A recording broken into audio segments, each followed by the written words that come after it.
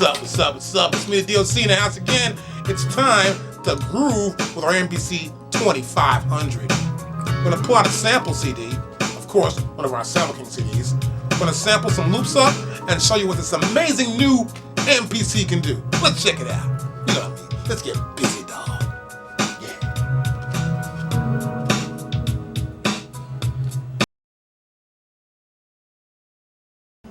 Okay, first I want to show you how to use this digital input-output.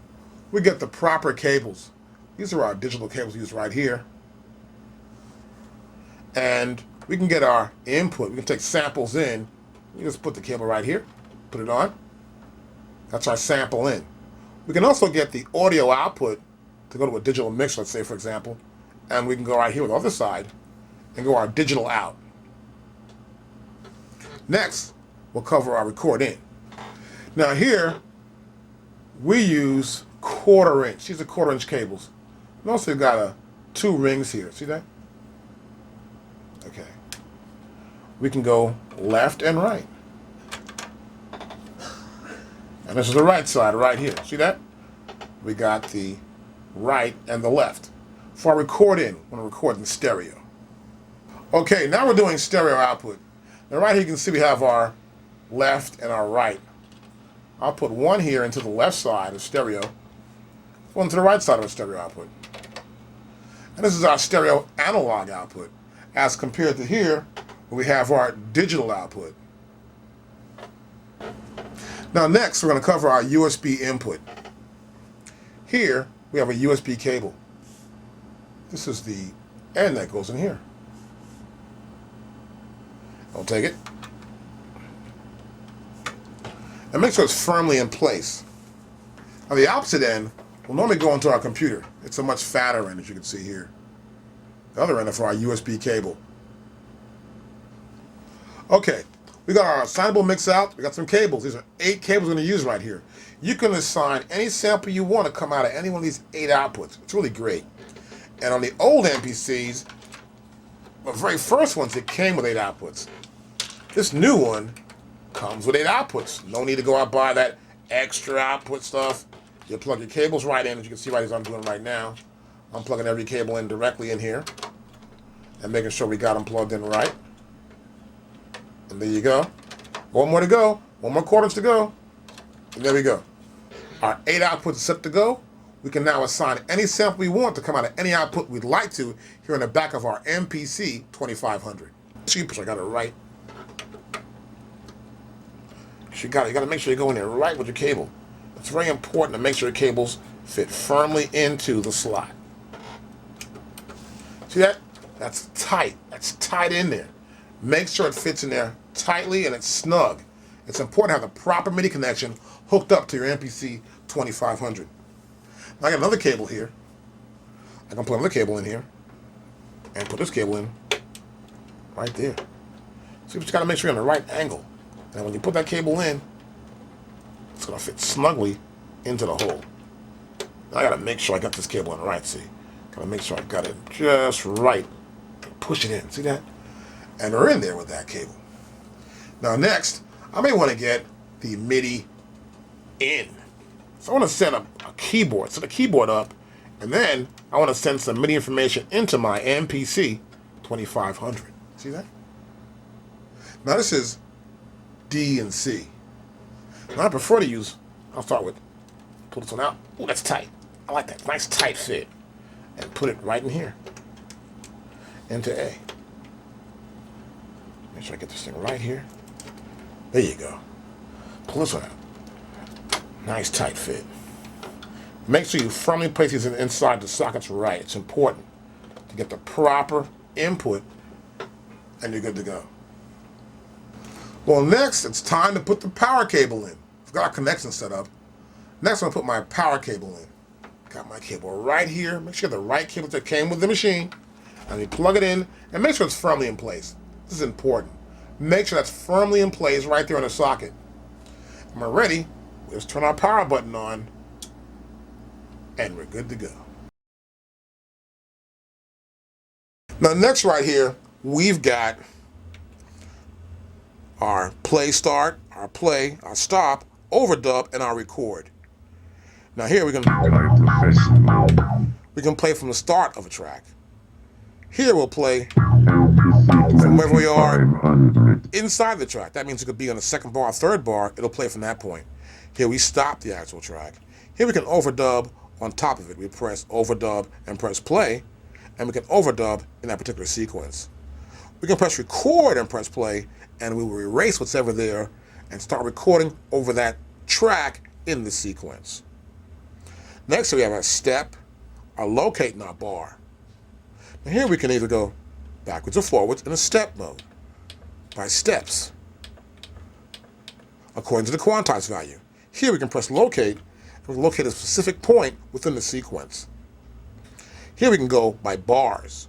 We can either go back by bars or forward by bars in that sequence. Now here we have our main button. Press this button, it gives us the main screen. We have our sequence right there. It's our window button. This button's really cool. You can go to like a particular part of the screen. We'll go to a cursor down, let's say to our drum or type or whatever. We'll go to sequence, we'll press window. It'll open a window where we can delete a sequence, we can copy a sequence. So it allows us to get to other parameters on a specific area in that sequence. Won't work that time. Now let's have a shift button here. We'll press shift. You can press shift, for example, and we can change the contrast of our screen. As you can see, the screen will change right here. That's pretty cool. We have tab tempo. We've got our mode button, our cursor, our data wheel. We can go minus and plus with the data wheel here. We have our numerical pad key section here. We got 0, 1, 2, 3, 4, 5, 6, 7, 8, 9. We have our pad bank section right there. We have A, B, C, and D. Full level.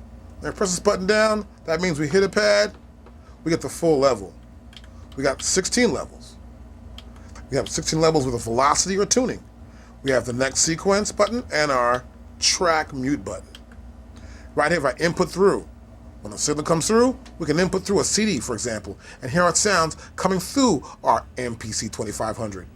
We have our record gain knob from a minimum to a maximum of level. That means recording something inside MPC2500, we can get a maximum record in and adjust this level so we don't distort or we don't get too low a signal. Next, we have our main volume. Of course, from minimum to maximum. It comes out of our speaker system. We make sure we can adjust the level and get the proper level to listen back to our production on our MPC2500. Here's the front edge of our MPC2500. Now right here, for example, we can put our compact flash. Let me get this thing out of here. That's our compact flash right there, see that? And it slips right back in. Once it goes in, this little button comes out. See that? In, out. Here we have our foot switch, 1 and 2 inserts of foot switches. And here, of course, is for our phono, for a headset. Now here we have our corresponding function keys. We have 6 of them right here. Now what happens here is that we can press this key and it corresponds to the function to select here. Here it will correspond to FX, which is for effects. So each key corresponds to a specific function that's designed to access on our MPC2500. I can go back to my main screen, and here you'll see we can go to timing correct, and we'll hit our timing correct screen. The function key F4 will close it. Go to clicks right there, close. I can go here to minus a track or to plus a track. We can go to mute, and we can go to solo. So each one of these keys correspond to a specific function that you'll see on the bottom of our LCD screen display.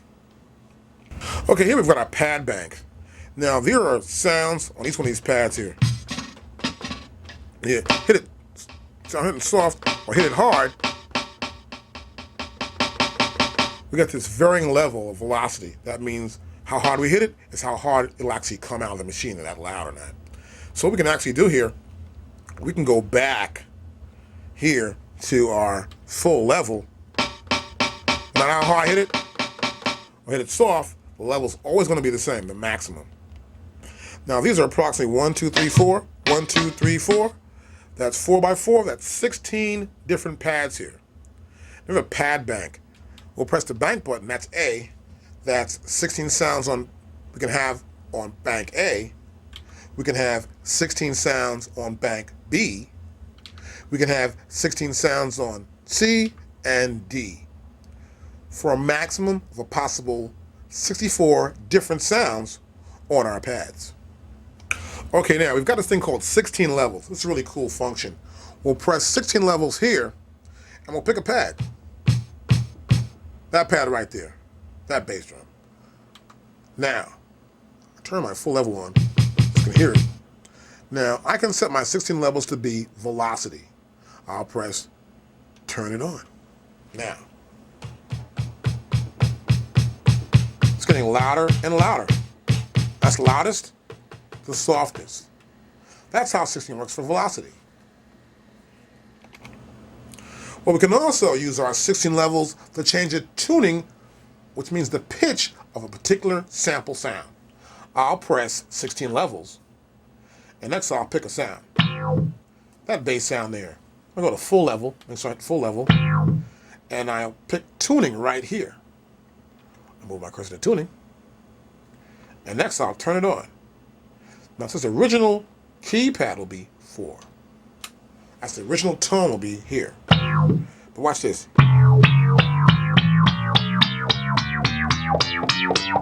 See that? So they're all in half steps. Now watch this. I'll do a little scale.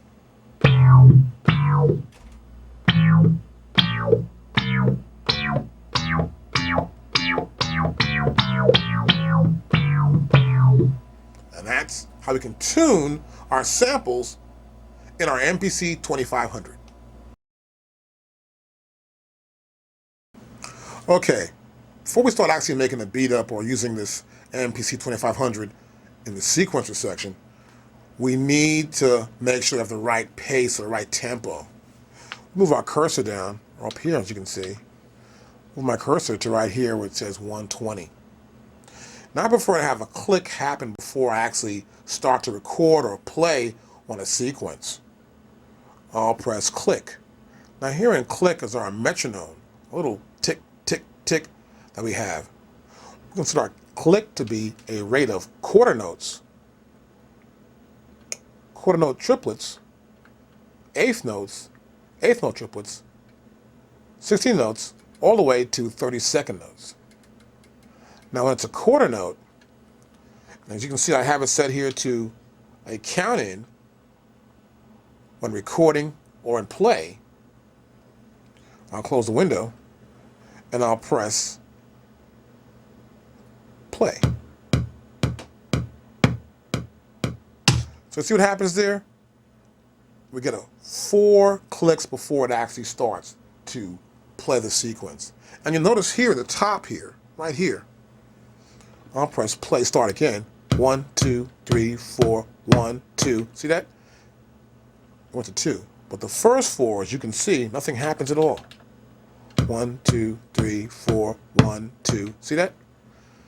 That way I have 4 clicks, 4 little clicks in the front of my sequence, so I get an idea and pace myself according to how fast the sequence's BPMs, which is right here, 120, which means beats per minute, will go by for the sequence. Now here, see how our clicks established. That's our click right there.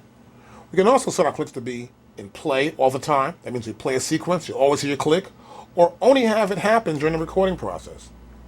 I prefer to mainly have it happen only during the recording process.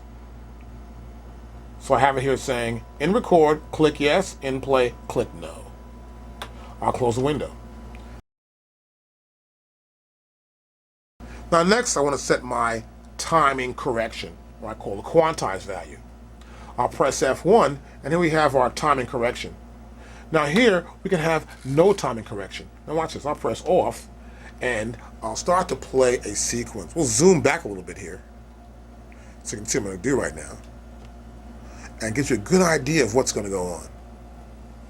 I'll press record and play.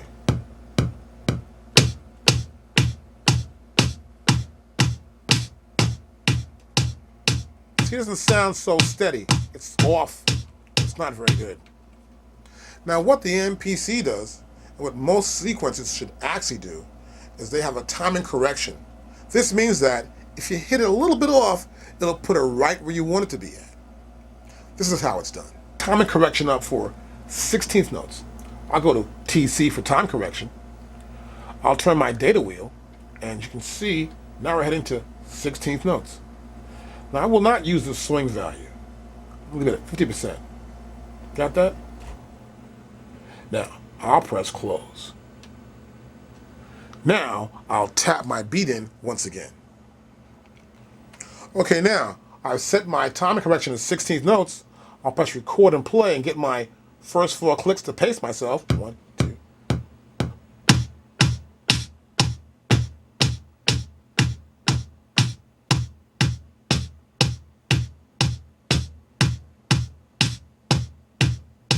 See, we're in there.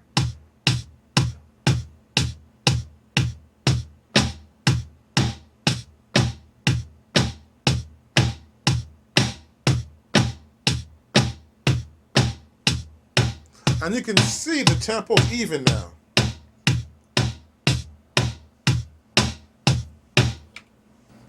Okay, I've got my beat going on here. I want to add another instrument too. I want to add a hi-hat. That's kind of low. There's a hi-hat there, but it's kind of low. Now what I can do here is I can press mode, press mixer, hit the hi-hat, and I'll see the level. Now we'll zoom in here a little bit. And you can see right here, we can see that right here is my hi-hat. I hit a pad, and it moves over, see? That's the hi-hat right there. Once I press mode and press pad number 6, I'm in a mixer mode.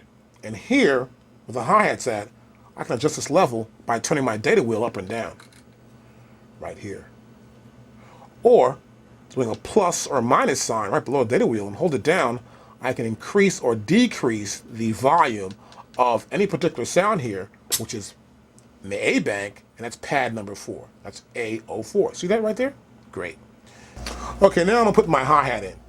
Now instead of pressing record and play, I'll press overdub it and play start. I'll press overdub. See the red button go on right there? Red light goes on right there, right on that red button. And I'll press play start. I get the first 4 clicks, and I can start recording my hi-hat.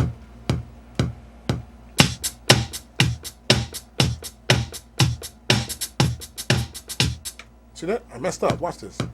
I'll play it back now. Now, I may want to do that, but you know one thing I can do too? I can hold down my note repeat. Watch this. I want to erase that, so I don't want to keep that. I'll go here to undo, and I'll play it back. As you can see, by pressing undo, after I've recorded something, we can get rid of it. We can also go back to press undo again. It's back in again. See that? I'll stop, press undo, and it's out. Really cool button. We can undo and redo and test to see if something works or doesn't work. Now in this case, I don't want to do that. So I'll go back to overdub and record play, and this time I want to use my note repeat button right over here.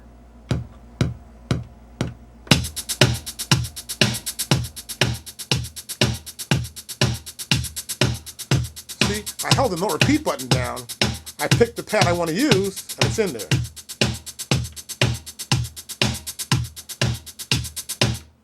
So now I have a hi-hat that's moving very fast.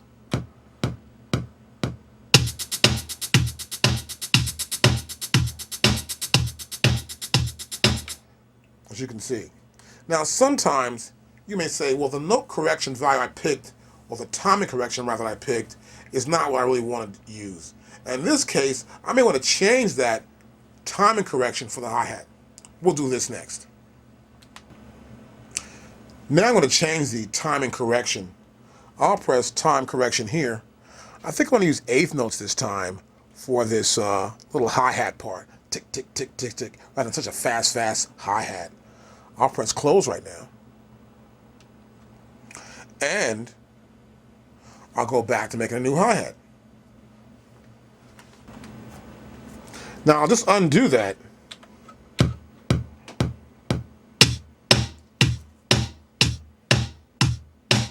And now I'll put a new hi-hat into this one track. I'll press record, or the overdub in the record section, the red section. See, the red light's on. And I'll press play start. Get my 4 clicks in the beginning, then I'll start to record using my note repeat button.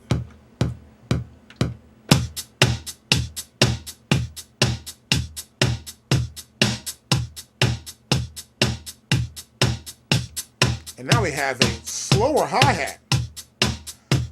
And all I do is actually change my quantized value. Now, when I've actually made a track up, I've got a beat going on. Sometimes I want to let me lower this down a little bit. Sometimes I want to maybe add more drums to it. So I may just go here, I'll press play start. I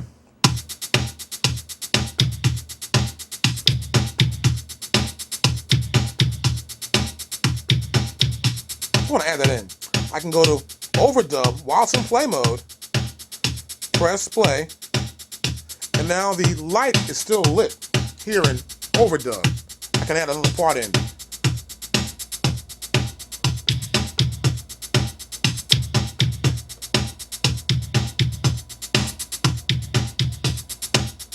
Now sometimes I add a part and I might not like it.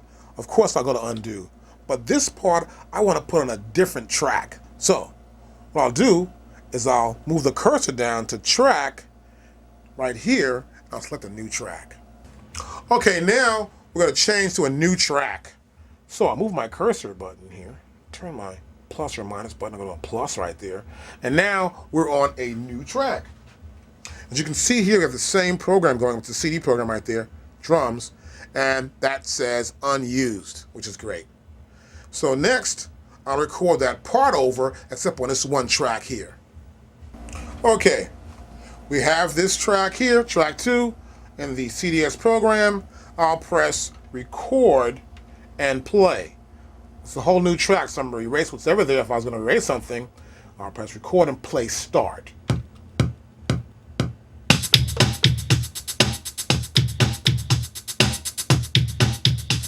And that's on a whole new track. Okay, now I'm going to add some more parts. I'm going to go to a new track you saw earlier. I'm going to be on track number 3 with my CD's program. I'll press record and play start.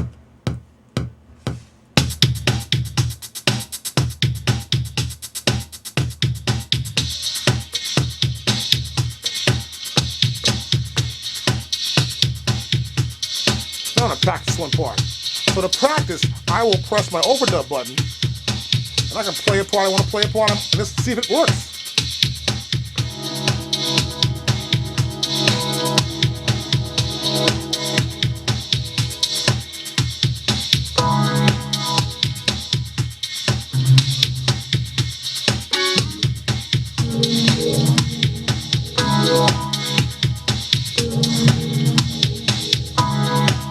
Lower my full level down. Now watch this.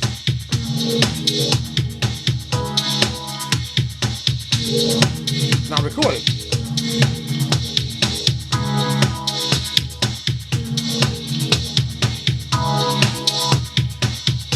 I got a new track. Now I'm on track number 4. Pick a bass sound here. I'll practice it. Come on, people.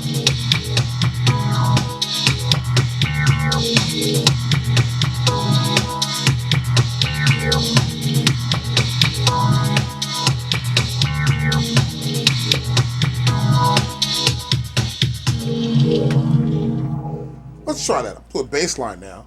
I'm here in this track number 4, and I'll start from the top.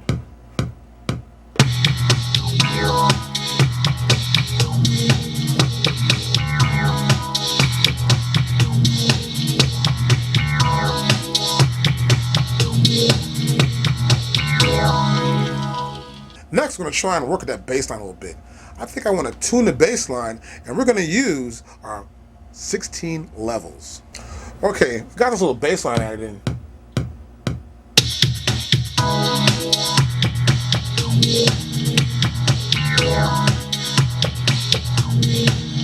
I'm gonna do is I'm probably trying to pitch this bass line, make a real bass line out of it, rather than using the samples I have in this sequence we're doing right now.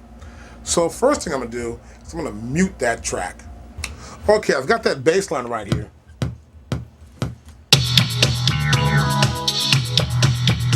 But I want to mute it.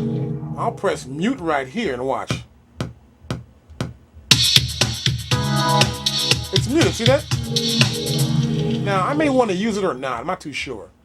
I'm going to go to a new track. I'm going to track 5 here. And I'm going to press record and play. But first, I want to select the sound. I'm going to go to 16 levels. I press my 16 levels button, and I want to get that bass sound right there. I want to tune it. I want to make a bass line from a sound. So, I'm going to use 16 levels to do that. Got my tuning set. My original key pad will be pad 4. Now I'll press turn it on. And now all my pads are all tuned to a half step interval. And it's going descending order down from here to pad number 1. Now I'll play a bass line along with our drum beat. Okay, now I'm actually ready to go here. I've got my bass sound. Right? Now watch this. I've got a new track. I muted the other track, track number 4. I'm on track number 5. I'll press record and play. I want to practice first. So, it went to overdub.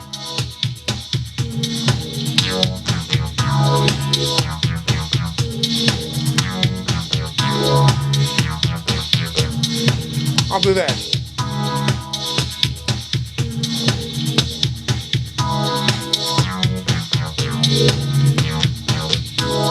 That's all. Let's try it again. I can undo. Remember that.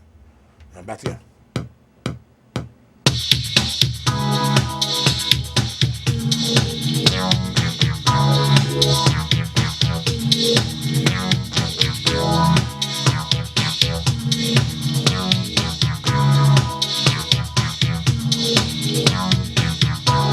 See that? A little bass line going. Pretty cool, right? Getting overdub too.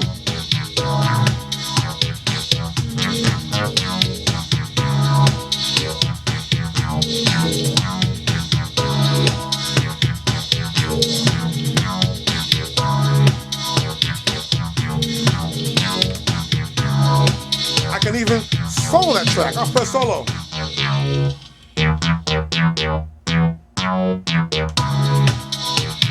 Or mute that track out. Back in.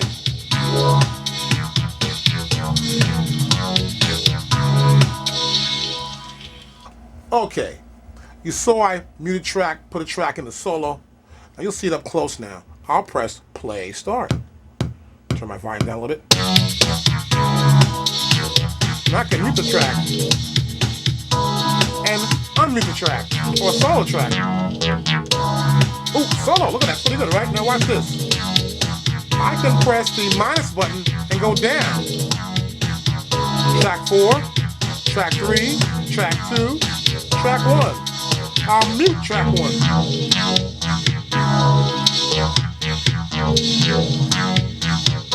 Now I'll play track 1. I'll solo track 1. Oh, we got track 1 solo. Let's. Now I'll go up a track, plus. Then I can mute this track. I'll go plus, mute that track. Go back and minus. Track 2, I'll put it back in, unmuted. Then I'll go plus again. I'll turn on track number 3. Now remember I had a track here. We'll go plus, here's 4. I'll turn track 5 off, muted. I'll use the other bass line I made up. I'll go back to minus track, then unmuted.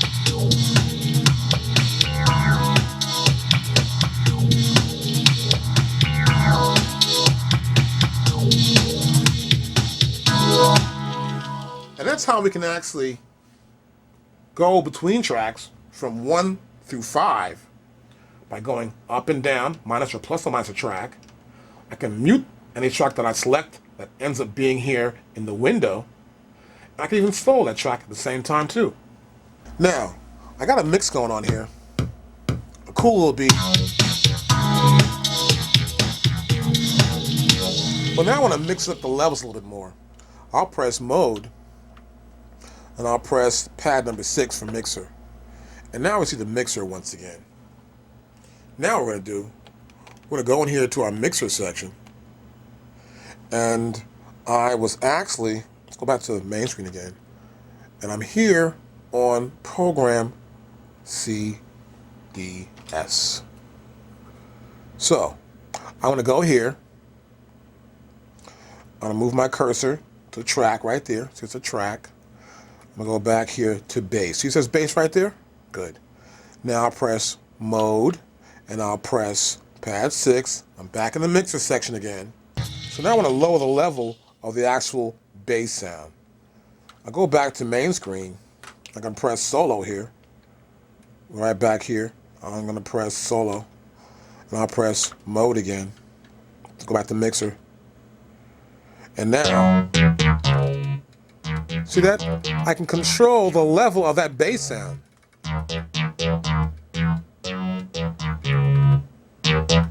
Now I can go back to press main screen. I'll undo solo.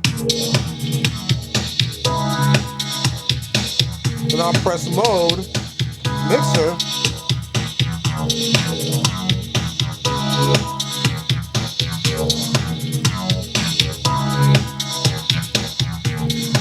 Now, I want to probably fix my drums up too.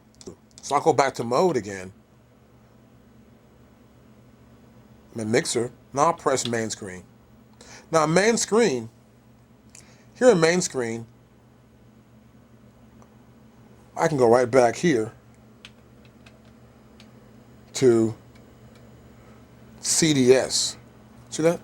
And I can fix the drums in the actual CDS program.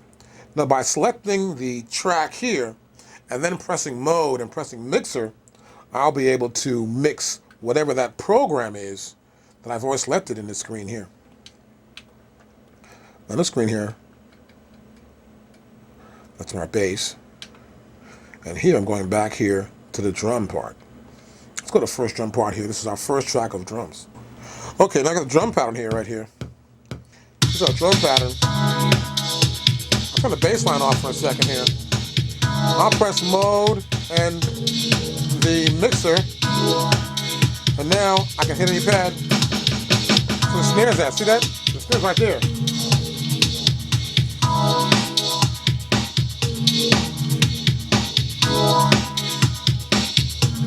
That's kind of cool right there, right?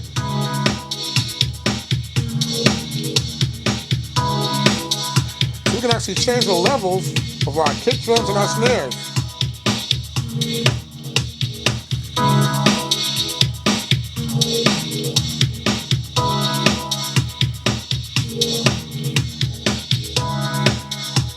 We can go back to main screen.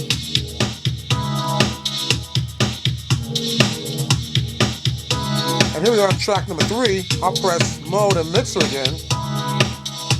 Now go to, I think it's pad number 10. Bring it down some. See that? Turn the sound up. Up a little bit more.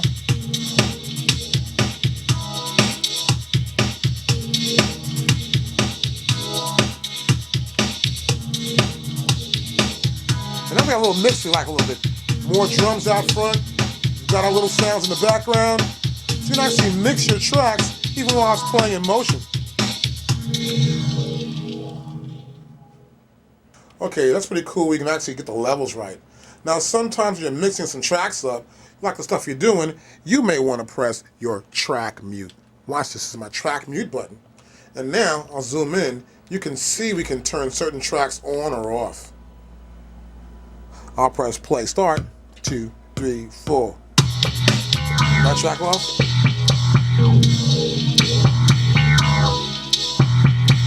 Now drum beat.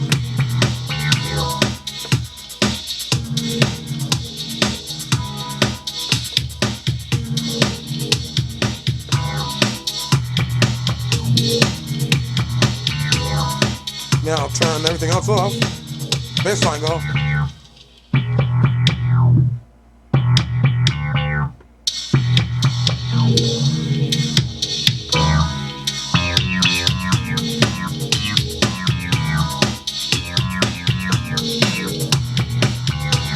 Now it's hitting the pad. So this pad here. That pad off.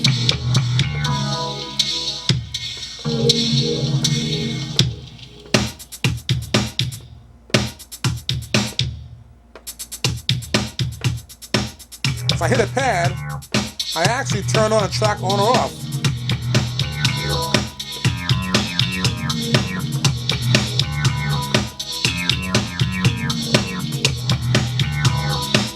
See that? Now press stop. You can actually track mute. As you see the lights go off, if I hit a pad, that turns the track off and turn the track on. Track mute. Okay, I got another track I want to record on. I'm going to record now on track 6. Now, I have another sample. It's a 1-bar sample. 2, 3, 4, 1. See it? 1, 2, 3, 4, out. Great. It's a 2-bar sequence, as we know already.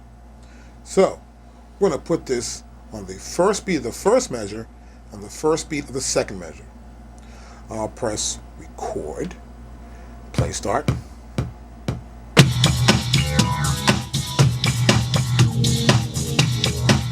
Solo.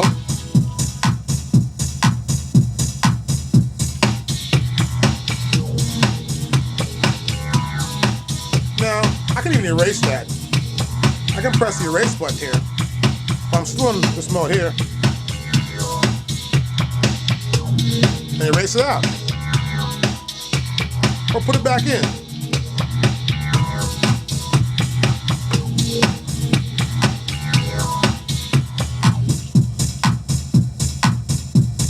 Yeah, I like that.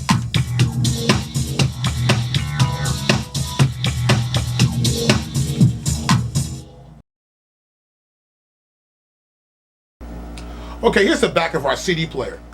Now here we have a line out. This line out right here is my analog out. And right here is my digital output. First, I'll plug up my analog out. Got my, see that right there? These are my RCA cables. You go red to red and white to white.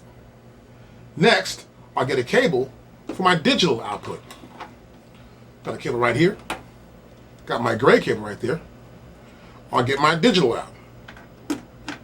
Now we'll do this so you can actually see and understand how we can use our digital output and our analog output. So here's our MPC2500, and we're about to take some samples. We're going to zoom in right now, and we're going to check out how we do this. I'm going to press mode, then I'm going to press record. And now we're here in our recording mode. As you can hear, our CD's already on. Let's start from the top again. And we got levels going in here already. You pause the CD. Now look, we're in analog. Now, as I showed you earlier in the beginning of our DVD, when I showed you the back of our MPC2500, we have our analog input, which is left and right input. Well, we have the output from our CD player going into the input on our MPC2500. So we've got our analog input on. Analog's on. I'm gonna go to digital now. Turn my data wheel.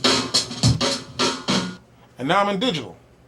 So I have both inputs hooked up for my CD player, as you know already. Now we can adjust our volume with our record button. We'll pull back a little bit, and we're gonna see this button right here. This is my record gain right here. See that? And so I can actually adjust my levels from right there. And next, I'm gonna get an analog sound right here. Okay. So now we have our input going on. And we're gonna zoom back in here to show you some other details here.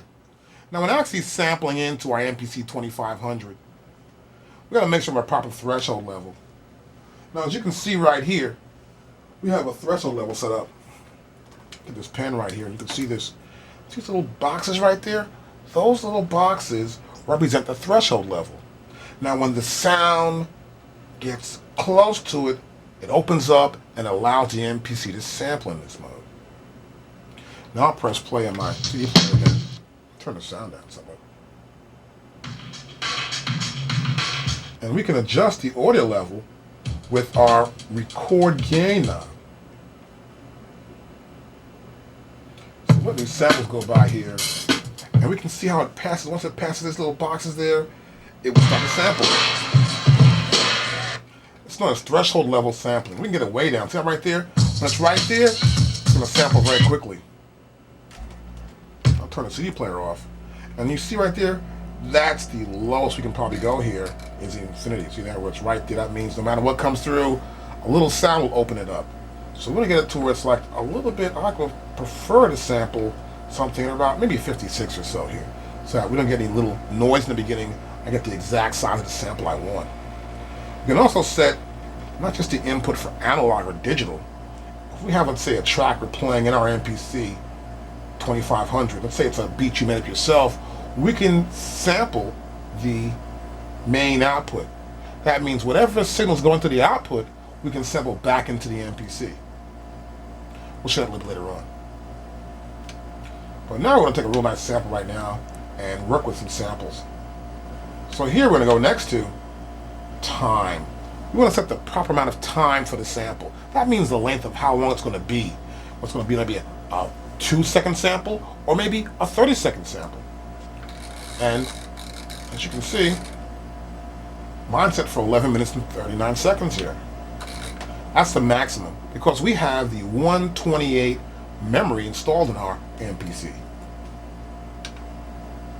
We also can go from mono right and mono left. We can sample from either mono left or mono right, or get both those signals and make it into one single sample, a stereo sample. Now in this case, I'm going to use a pretty small amount of sample time. I don't need to use a whole bunch. With a few seconds, maybe like about 15 or 10 seconds or so. 10 seconds would be enough for me. We also need to set our monitor to on or off. Now I'll play my CD player here. Monitor's off, we won't hear nothing. See that? You see this, it's going in there, we hear nothing. The monitor should be on. Now the monitor's on. Now as you can see here, once we sample something, we pull the CD player, we got these two little boxes here for our threshold, and these two grayed out boxes right here. These represent the peak of the sample range. That means when the sample goes up and the sound gets loud enough, we have a peak. That means it goes up to this far on this side, on the left, and that far on the right. See that? Those are our peak. And we can actually reset those peaks. As you can see here, we can press that reset right there, and the peak's back to here now. See that? Now I'll put it back on again. Pause. And now the peak's up to here. Once it passes the threshold level, we're right back up to here with the peak. That's very important to know. So next what we're going to do is we're going to try and record something into our MPC 2500. Now, first I'm going to do, I'm going to make sure I got my threshold level set properly here. So it's good to me. And we're ready to go. Okay, now I'm going to take a sample. I'll press play on my sampler. And we can see the threshold level right there. See that? I'm going to turn this up a little bit more. I want to make sure I get a nice loud sample. I like my samples to be loud enough so I can hear them back and record them properly and get a really great level. That one's too loud. So some samples can be louder than the other ones.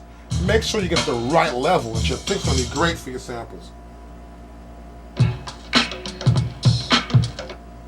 Okay, I think I got the sample I want to take. Let's try that. Okay, I got my sample set for a loop on my CD player. I'm going to make sure I get the right level here. And I'm going to press the reset button here and see how far how loud it goes. That might be a good level right there, I think. I'm recording this pass here. Press record. Now I'll press stop. Now, we'll zoom in here and show you some features here. We can actually take this sample and keep it, or we can play it, or we can get rid of it and say, let's retry it again. I didn't think it was that good. Now I'll play it back. I kept it. Okay, I'd like that. It's pretty good. Okay, now I'll try another level here. Let's get a sample that's not loud enough here. I like that right there. I'm gonna try it now to record. And so what happened there? It was waiting for the level to come in. Once it passed the threshold level, it started sampling. So here, I can play it back. And here I can retry. I think I'm gonna keep that one though. But I wanna name that sample. I'll turn my data wheel. And now I can name the sample. But first I'll get rid of what I have here already. I'll press Shift, and I'll press my left cursor button, and I can delete whatever it is you can see here, right there. Now I can name my sample. I'll just hit the pad I want to hit and say, I'll call it a beat. So I'll hit the pads here. That's B, E, A. Move back over again. Let's get this E in. E. And then we're going to go T. So I hit the pads, I can name this particular sample. I'll press enter to keep it. And now that sample is called beat.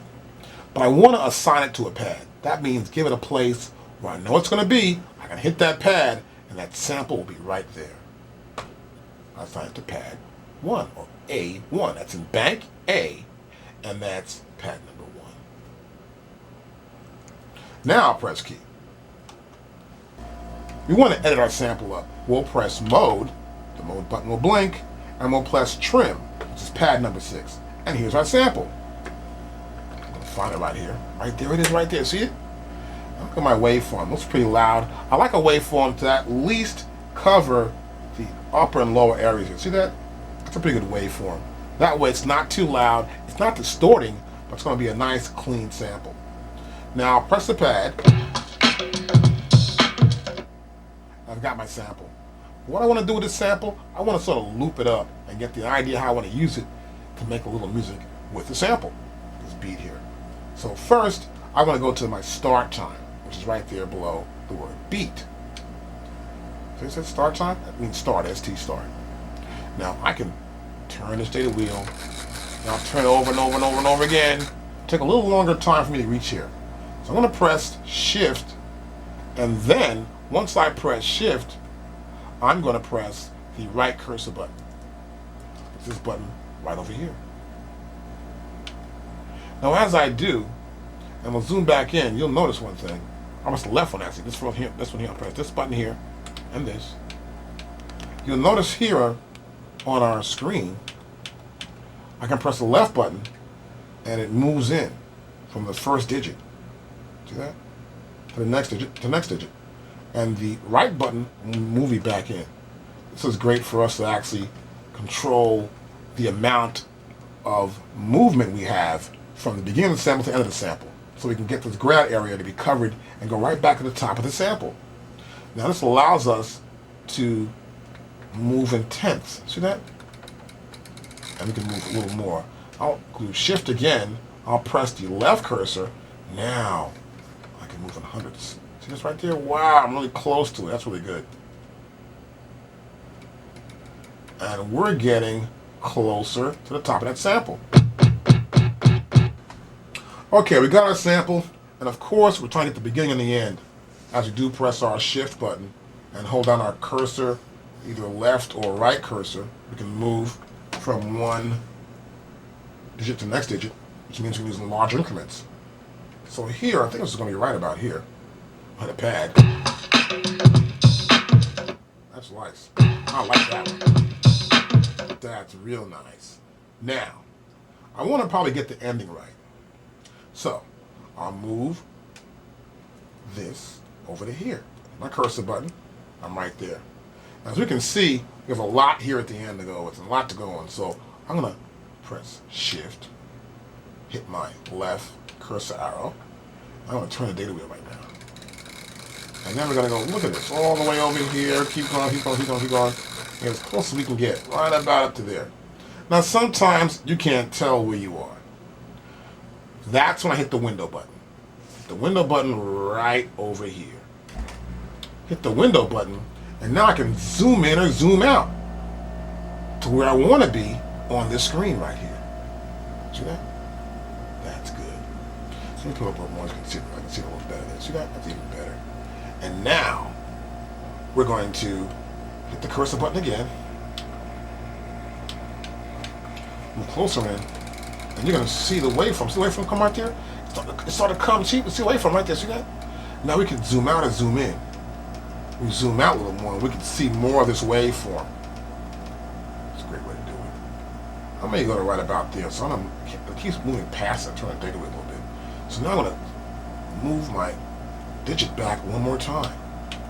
And we'll see if we move a little closer now. A little more fine tuning of that actual movement of the end of our sample. Now, I'll press close. And we see that I have the end here and the end there. Now I'll probably try to play it first.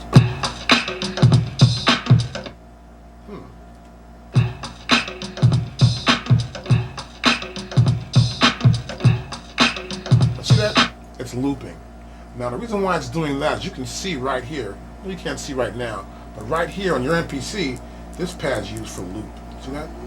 That's for P, out there, loop. So I hold the pad down. If I have the right beginning and the right end of my sample, it'll loop. Now it may not loop properly, so you adjust the front and the back. Now here I'll move my cursor back over to the front. I'll press window again, and I can see the beginning of the actual sample in the very beginning of the loop. It makes it much, much easier. Okay, now we're right here, and we can see we have the front here, like where the front's at. I may want to bring it in a little bit more. I want to probably get to right where this sound, and the bass drum hits more there. This is like some little bit of beginning noise to me. So I want to use the cursor. Instead of moving the buttons all the time, this one moves faster. See that? Less movement. I'm going to get right to when the beat comes in. I think right about there is perfect. I'll press the button.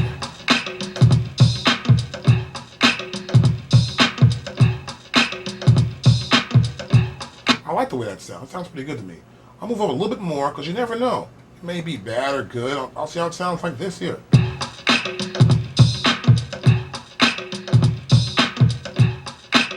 little bit. I'll move back a little bit more here, right about there.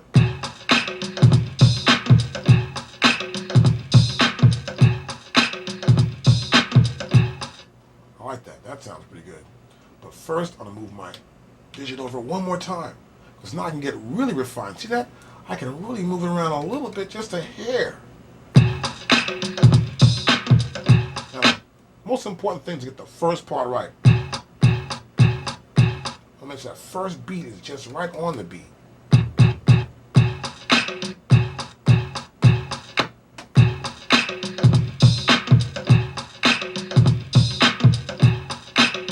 I like that. And that's how we can loop our beat up, by getting the right beginning and the right end. Now, once you get the right size you like, you think this will be perfect, what I normally do, let's say, hey, look, let's sort of like get rid of the parts we don't want. And I'll show you that right now. We'll close this window right here. And we have a beginning here, which is we don't want anymore. And an end here, we don't want that part. But the part we do want is right in here. We want this part right there. See that? That's the part we want. So, we're going to get rid of the rest of the stuff. Now, how we do this, first of all, we can go here to Edit, and we can discard the beginning and the end. So we'll get rid of the outside data. Data outside of the selected area, right there. See that? That's really cool. We have several options here. Now, what I love to do, for one thing, so I don't mess anything up, I love to sit down and say, well, you know, we got this sample right there. Let's close this up. Let's go back to the top, and I'll press the window button.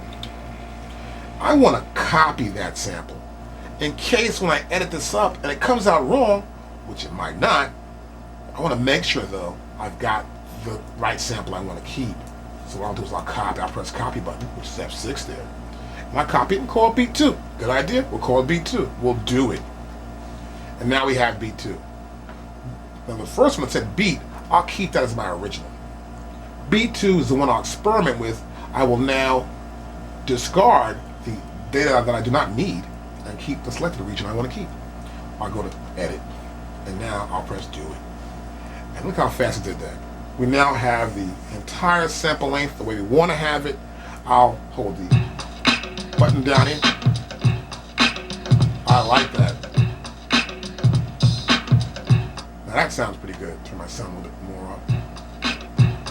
See? Now it's soft, it's not loud. I can turn the full level button right there and get, there you go. So, now we've got our sample size here, and we saw we can actually discard the end from the front and the beginning. Now we can also do here in edit mode, we can take the sample and we can extract that piece out if we want to. For example, instead of like just cutting these off, we'll take this part and extract it out of it. As you can see, that's pretty simple right there. And we'll make a new beat called beat number 3. I'll do that. And I took this area right here and made beat number 3. See that?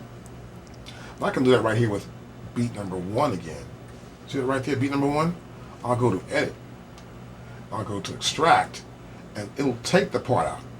Rather than do and discard, it'll discard those pieces. In this case, it'll just pop that part right out of there.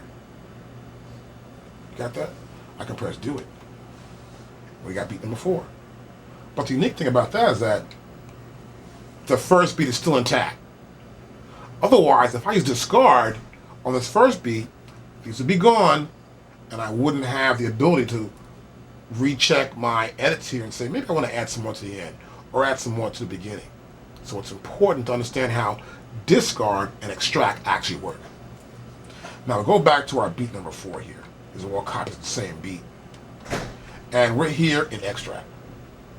Now, I can also go to delete. I can delete any section of the sample I want to delete. I can select a section of it and cut that piece out of there. Now I can delete the entire region I've selected. I've selected a piece of the region. I'll show you that. I can go to here, let's say, and we'll go back to, let me go back to play. Let me go back to where I was at, mode, and go back to trim, and here we are, beat 5. See? I deleted nothing. So here we are in beat 4. I can actually go here to edit. I'll go back to cancel. I can pick a size I want to take. I'll say I want to get this bass drum or something. I'll go, okay, I want the bass drum. I'll go to here, I'll miss my shift, I'll move my digital increments in here, and I'll go in big chunks now, all the way. A few clicks, it takes me to the end. Right there. I want this piece right here. That's all I want. See that? Get to the end of it. Let's go back to here then. And let's move it in some. Let's go like this. Move it in more. Like this. And more. And now, I can say, you know something? Go back to edit now. I want to delete that part out of that whole sample. I don't want that part. I can press do it. And keep. It's gone.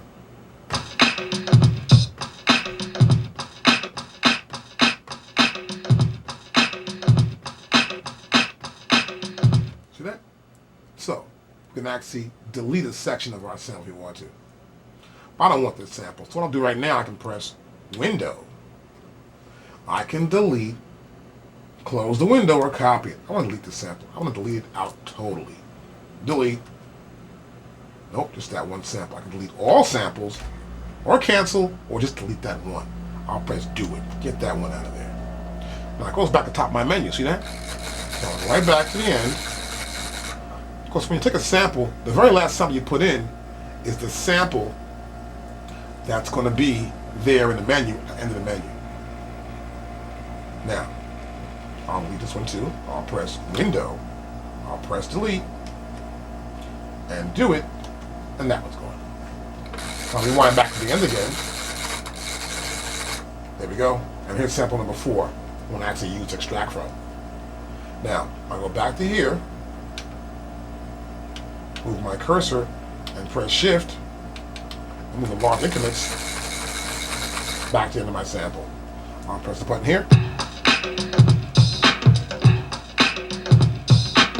That's so cool. Now watch. I'll go to edit here. I can also, besides delete, I can silence an entire section of a sample. I can also normalize your sample. Now what normalize does, you can see here, it takes a low-level sample that's this low. You record a sample, it's not loud enough, but we can't get it again. It might be a little vocal part you like. Say, I love that way that sample sounds, but we can't get it again. Or a low level of a sample you might have imported a WAV file into your MPC and say that sample's too small. Well, we can normalize that sample, meaning we'll make it a little wider, get it back to being big again, you know, so being soft, it'll be loud enough.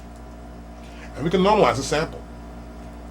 Now I can press do it, but first I'll cancel this, and we'll see the size of the sample actually is perfect for me. It doesn't go over the bounds anywhere here or get too loud. But if it was a very small, soft sample, the whole sample looked like this waveform right here, this area right here, I would normalize it and make it louder.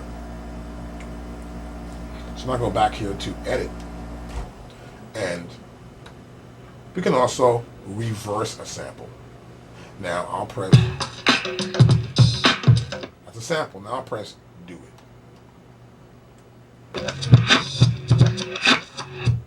That's kind of looping.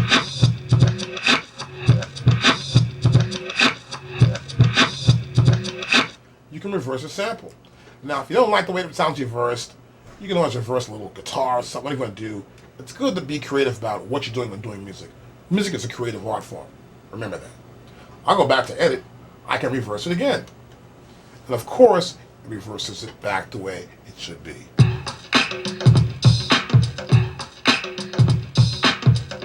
Got that? Now next, we'll go back to pressing F6. We got reverse. We also have time stretch. Now the unique thing about this new MPC is that once you've got the right size of the sample you're trying to use, well look, it gives us the original tempo of that sound. That sample is exactly 103 BPM. Got that? And then we can even time stretch it. That means we could take that sample and we could stretch it out. You know what I mean? We can make that sample fit something. Now what we're actually doing here is that we're going to make the sample fit a time. Like we'll fit, this is 103 BPMs. We might make it go to 120 BPMs. It'll be my new tempo. Let's check that out.